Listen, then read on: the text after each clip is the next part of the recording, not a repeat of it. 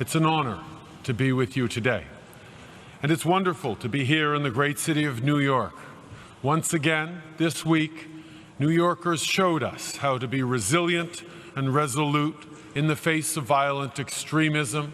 On behalf of everybody in this room, let me say directly to the people of New York, you are a model to the world, and we thank you.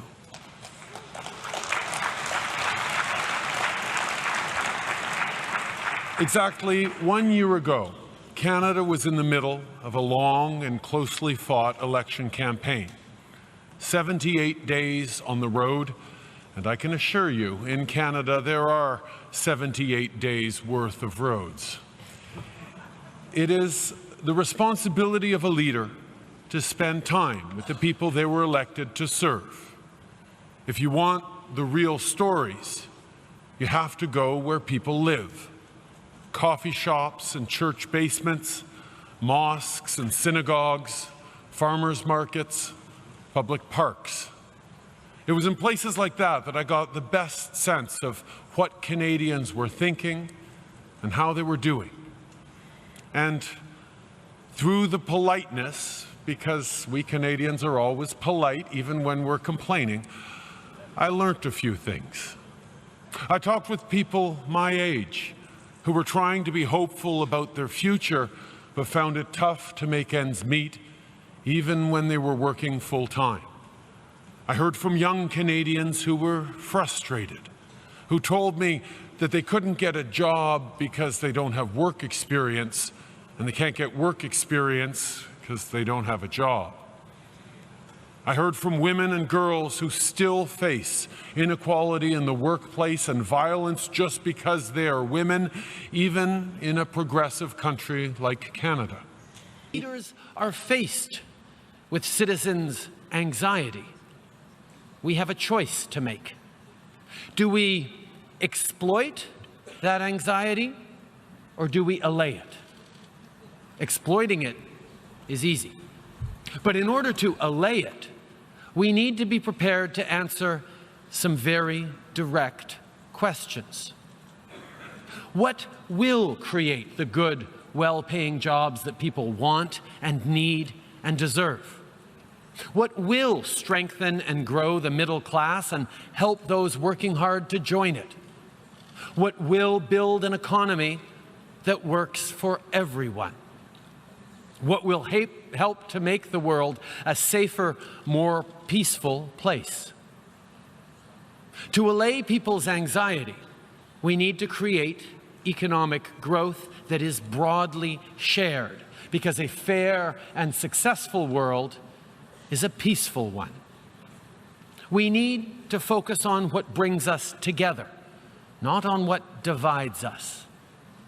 For Canada, that means re-engaging in global affairs through institutions like the United Nations. It doesn't serve our interests or the world's to pretend we're not deeply affected by what happens beyond our borders.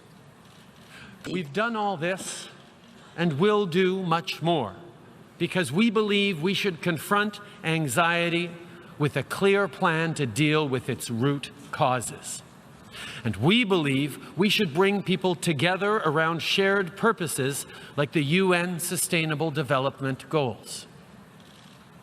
Because what is the alternative? To exploit anxiety? To turn it into fear and blame? To reject others because they look or speak or pray differently than we do? You see, in Canada, we got a very important thing right. Not perfect, but right. In Canada, we see diversity as a source of strength, not weakness. Our country is strong not in spite of our differences, but because of them.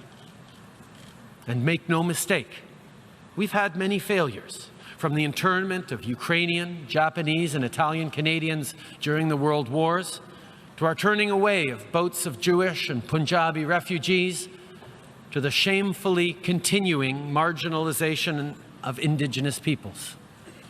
What matters is that we learn from our mistakes and recommit ourselves to doing better. To that end, in recent months, Canadians have opened their hearts and their arms to families fleeing the ongoing conflict in Syria. And from the moment they arrived, those 31,000 refugees were welcomed not as burdens, but as neighbors and friends, as new Canadians.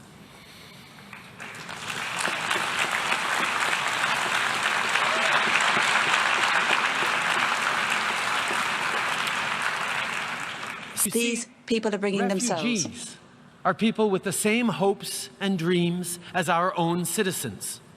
But while our people have felt anxiety, Syrians faced catastrophe. Do you want to know where the Syrian middle class is? Well, they're living in refugee camps in Turkey, Lebanon, and Jordan. They're moving across Europe looking for a place to set down roots, to get their kids back into school, to find steady work, and to become productive citizens. Refugee camps are teeming with Syria's middle class. Doctors and lawyers, teachers and entrepreneurs. They're well educated, they work hard, they care about their families, they want a better life, a safer and more secure future for their kids, as we all do. So when I say that I hope that Syrian refugees that we welcomed will be soon able to join our middle class, I'm confident that we can make that happen, and we'll do it by offering them the same things we offer to all our citizens, a real and fair chance at success for everyone.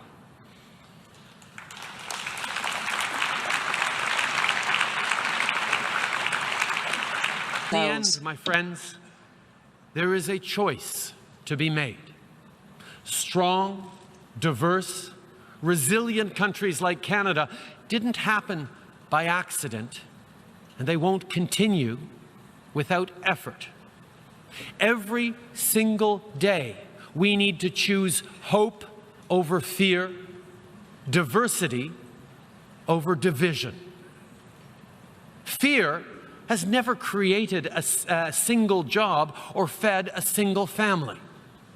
And those who exploit it will never solve the problems that have created such anxiety. Our citizens, the nearly 7.5 billion people we collectively serve, are better than the cynics and pessimists think they are. People want their problems solved, not exploited. Listen, Canada is a modest country.